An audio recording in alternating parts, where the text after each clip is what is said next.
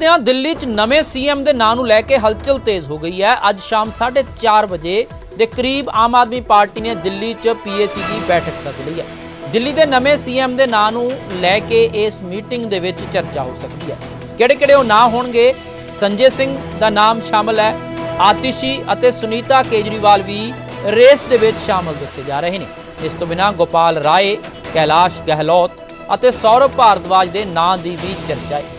दस दिए कि सीएम अहुदे तो कल नूं अरविंद केजरीवाल अस्तीफा दे देंगे। ऐतवार नूं पार्टी दफ्तर दे विच अपनी स्पीच के दौरान अरविंद केजरीवाल दे वल्लों यह ऐलान किया गया सी कि वो 2 दिन बाद अस्तीफा देंगे। तो अज शाम करीब 5 बजे ये मीटिंग होनी है, जिसनूं लैके हलचल तेज़ है। दिल्ली दे विच नਵੇਂ सीएम के नाम लैके हलचल तेज़ है। कौन होवेगा दिल्ली का नवा मुख्यमंत्री? क्योंकि कार्यकाल हारे दिल्ली सरकार का रहिंदा है तो इस दे लई नवा सीएम बनाना जरूरी है। तो दिल्ली का नैक्सट सीएम कौन होएगा? कि सुनीता केजरीवाल, आतिशी जां कैलाश गहलोत दे नां ते मोहर लगेगी, जां फिर गोपाल राय, सौरभ भारद्वाज, संजय सिंह नूं नवा सीएम इन्हां तिन्नां दे विच कोई बनाया जा सकता है? तो जनता के मन दे विच बहुत सारे सवाल ने, क्योंकि सीएम अरविंद केजरीवाल दे वल्लों यह साफ कर दिता गया कि ना तो वो ते ना ही मनीष सिसोदिया दिल्ली दे अगले सीएम होणगे, क्योंकि उन्होंने कहा कि साडे ते जिहड़े इल्जाम ने असीं जनता दे विच जावांगे, दिल्ली दी गली गली घुमांगे अते जनता जदों साडे हक दे विच फरमान सुनाएगी उस तो बाद ही असीं अपने अहुदे लवांगे। पर हुण दिल्ली दा अगला सीएम कौन होएगा, इस नूं लैके अटकलां भी तेज ने ते हलचल भी तेज है। शाम 5:30 बजे के करीब आम आदमी पार्टी के वल्लों दिल्ली दे विच PAC की मीटिंग सद्दी गई है अते क्यासे यही ने कि दिल्ली के नਵੇਂ सीएम के नाम नूं लैके चर्चा हो सकती है, क्योंकि विधायक दल की मीटिंग भी सद्दी जानी है। उस तो बाद विधायक दल की मीटिंग दे विच किस दे नाम ते मोहर लगती है, यह भी देखना होएगा। हालांकि अरविंद केजरीवाल जदों अस्तीफा देणगे, LG नूं यह अस्तीफा सौंपिया जाएगा, जिस तो बाद राष्ट्रपति को जाएगा, जिस तो बाद अस्तीफा प्रवान होगा। फिर नवी सरकार के गठन नूं लैके दोबारा तो प्रक्रिया शुरू होगी। पर अगला सीएम कौन होएगा? दस दिए कि 177 दिन अरविंद केजरीवाल जेल दे विच रहे।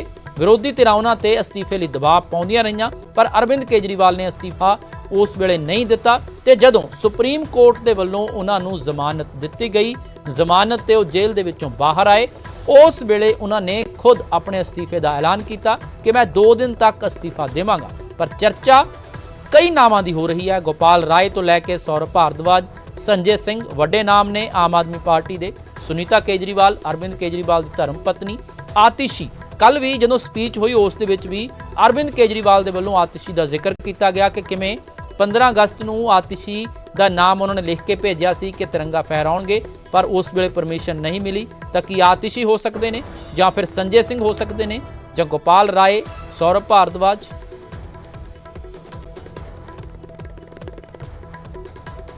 संजय जी, सबसे पहले आपसे मैं दिल्ली के बारे में पूछूंगा, क्योंकि ये बड़ा हॉट है। कल से ही जब से अरविंद जी ने ये फैसला किया है कि वो रिज़ाइन करने जा रहे हैं, बीजेपी आप पे हमलावर है। वो कहते हैं कि गिमिक है, पॉलिटिकल गिमिक है, अपॉर्चुनिज्म है, आप लोग जो है ये एक ड्रामा कर रहे हैं। तो मोदी जी को कहिए यही ड्रामा करें, इस्तीफा दे के बोलें कि 272 जब मिलेगा तो आएंगे सत्ता में। क्यों नहीं करते मोदी जी ये गिमिक? अगर उनको गिमिक लग रहा है तो मोदी जी से कहिए वो तो जो 240 में है, जब 272 आएंगे तो प्रधानमंत्री बनेंगे, इस्तीफा दे दें। देखिए, भारतीय जनता पार्टी क्या कह रही है वो महत्वपूर्ण नहीं है। इस देश की सबसे भ्रष्ट पार्टी है बीजेपी, जिसने 3,02,000 करोड़ रुपए का ठेका इलेक्टोरल बॉन्ड के जरिए रिश्वत लेके तब दिया है। इसके बाद आप इनके पुल उठा के देख लीजिए, 2 साल के अंदर गिर जा रहा है। एक्सप्रेसवे देख लीजिए, गड्ढे हो जा रहे हैं। मूर्तियां देख लीजिए, छत्रपति शिवाजी महाराज की मूर्ति टूट जा रही है। रेल की पटरियां देख लीजिए, उखड़ के ट्रेन का एक्सीडेंट हो जा रहा है। प्रभु श्री राम के मंदिर के गर्भगृह में पानी गिरने लगता है, देश की संसद में पानी गिरने लगता है। तो भ्रष्टाचार की सबसे बड़ी जनरेटर पार्टी अगर इस देश के अंदर कोई है तो बीजेपी है। बीजेपी को कुछ भी बोलने का नैतिक अधिकार नहीं है। अरविंद केजरीवाल जी एक ईमानदार नेता है इस देश के, जिन्होंने ईमानदारी से लोगों की सेवा की है, दिल्ली के लोगों की सेवा की है। उन्होंने बिजली फ्री, पानी फ्री, शिक्षा फ्री, इलाज फ्री, बुजुर्गों की तीर्थ यात्रा फ्री, माताओं बहनों के लिए बस की यात्रा फ्री, इतने सारे काम करके उन्होंने मुनाफे का बजट दिया है। एक भी बीजेपी शासित राज्य बताइए, एक राज्य बताइए पूरे हिंदुस्तान में जहां पे इतने अच्छे स्कूल हो, इतने अच्छे अस्पताल हो, मोहल्ला क्लिनिक का मॉडल हो, माताओं बहनों के लिए बस की फ्री यात्रा हो, आप बताइए ना।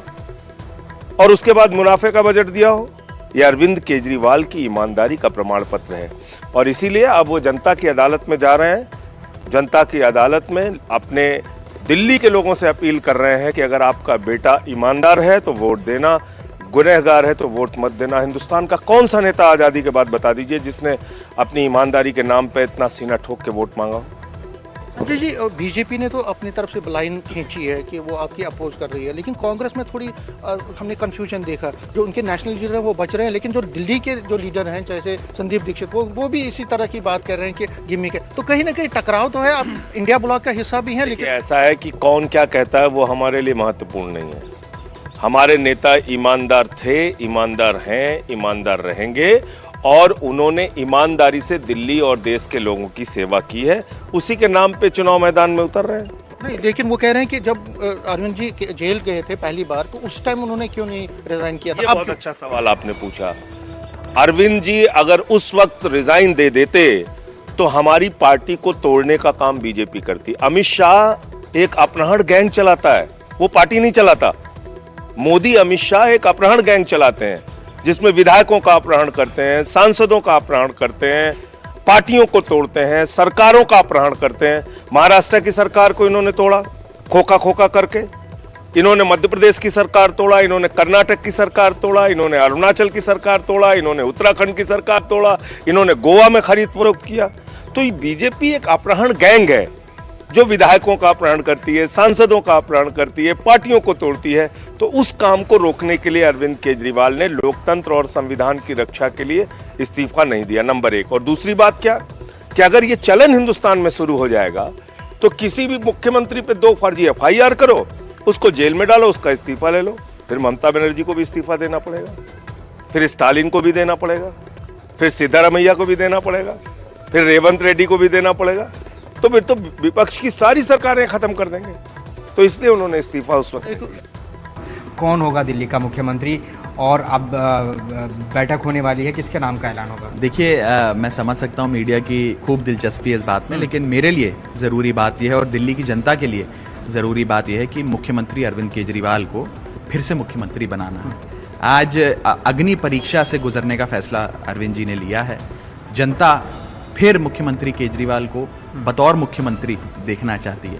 कौन महीने 2 महीने 4 महीने के लिए केयरटेकर CM बनता है वो ज़्यादा मायने नहीं रखता। मायने रखता है इस अग्नि परीक्षा से अरविंद केजरीवाल जी का गुजरना और कैसे लोग उनकी ईमानदारी पर मोहर लगाएंगे। ये सुनीता केजरीवाल के लिए बीजेपी कह रही है कि वो भी मुख्यमंत्री बन सकते हैं, क्या ऐसा है? बीजेपी विधायकों में से बनेगा या सुनीता बीजेपी के बयान पर मैं कोई बयान नहीं देना चाहता। उनको स्वतंत्रता है, जो बयान देना है दें। लेकिन आज जो बड़ी बात यह है कि इस दौर में कोई अपनी चपरासी की नौकरी से, कंडक्टर की नौकरी से भी इस्तीफा नहीं देता और यहाँ पर अरविंद केजरीवाल जी ने मुख्यमंत्री पद से इस्तीफा देने का फैसला लिया। ये अपने आप में बहुत बड़ी आखिरी सवाल ये है कि ये भी कहा जा रहा है कि जब वो जेल में थे उन्होंने तब इस्तीफा नहीं दिया, अब उन्होंने इस्तीफा दिया है। इसके पीछे क्या सोच है हमारी? इस्तीफा देने की जो समय तिथि है वो तो केजरीवाल जी तय करेंगे, कोई और तो तय करेगा नहीं। और जहाँ तक जेल में रहते हुए इस्तीफा देने की बात है, उन्होंने खुद अपने आज वक्तव्य में बात साफ करी कि वे नहीं चाहते थे कि इस प्रकार की एक प्रेसिडेंट बन जाए कि मुख्यमंत्री को पकड़ो और जेल में इस्तीफा कराओ। उन्होंने कहा मैं बाहर आकर सुप्रीम कोर्ट से बेल लेने के बाद इस्तीफा दे रहा हूं, बड़ी चीज है। देखिए, राघव चड्ढा न्यूज़ 18 इंडिया से एक्सक्लूसिव बातचीत कर रहे थे, कह रहे थे कि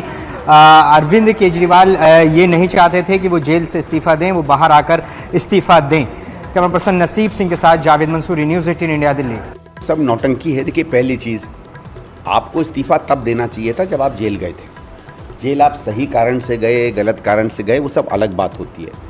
बात हाँ ये है कि हमारे यहाँ नैतिकता में जब भी कोई आदमी ऐसे पद पर होता है कि उसको जेल भेजा जाए, वो इस्तीफा देता है, जेल से वापस लौट कर आ जाइए, आप अपने पद पे वापस आ जाइए। हेमंत सोरेन के साथ हुआ, लालू जी के साथ हुआ, उमा भारती जी के साथ हुआ, बहुत लोगों के साथ ऐसा हुआ। तब तो आपने किया नहीं।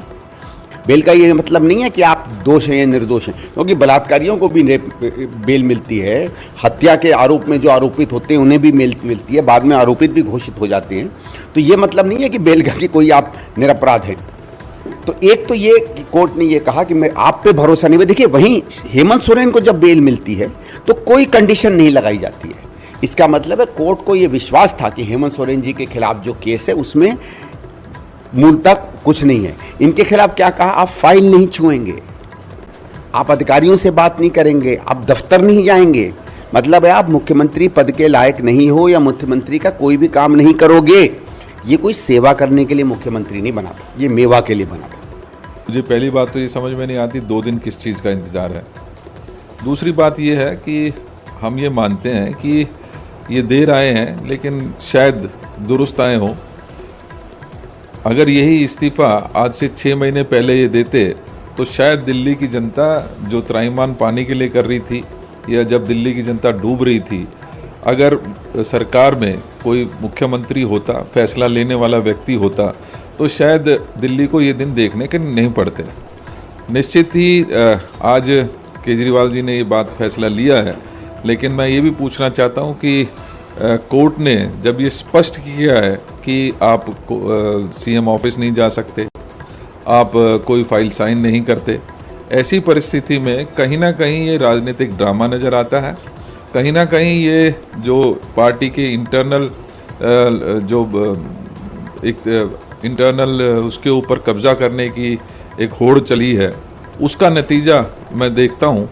और निश्चित ही ये फैसला लेंगे अब कौन मुख्यमंत्री बनता है। जो थोड़ा समय बचा है उसमें किस तरीके से दिल्ली की जनता को थोड़ा सा राहत प्रदान कर सकते हैं। अरविंद केजरीवाल जैसा ईमानदार व्यक्ति बहुत मुश्किल है ढूंढने से भी मिलना। इनकम टैक्स के कमिश्नर थे, मैं इनको याद करा देना चाहता हूँ। पैसा कमाना होता तो करोड़ों रुपए वहीं कमा सकते थे, आराम की जिंदगी जीते। उसको छोड़ के झुग्गियों में जाके रहने लगे, मदर टेरेसा के कैंप के अंदर गए, जनता की सेवा की, मुख्यमंत्री बने। मुख्यमंत्री की कुर्सी उन्होंने पहले भी छोड़ी थी। और बीजेपी ने तो बहुत कोशिश करी हमें तोड़ने की, झुकाने की, जेल में भेज दिया, सब कुछ किया, परंतु अरविंद जी जेल से डरे नहीं, झुके नहीं, टूटे नहीं। सुप्रीम कोर्ट ने जमानत दी। सुप्रीम कोर्ट ने कहा कि ताकत का गलत इस्तेमाल बीजेपी ने किया। सुप्रीम कोर्ट ने कहा कि ये सीबीआई सरकार के तोते का काम कर रही है, परंतु अरविंद केजरीवाल ने ये तय किया कि वो जनता की अदालत के बीच में जाएंगे। जनता की अदालत ही सर्वोच्च अदालत है, जनता की अदालत से फैसला करा के।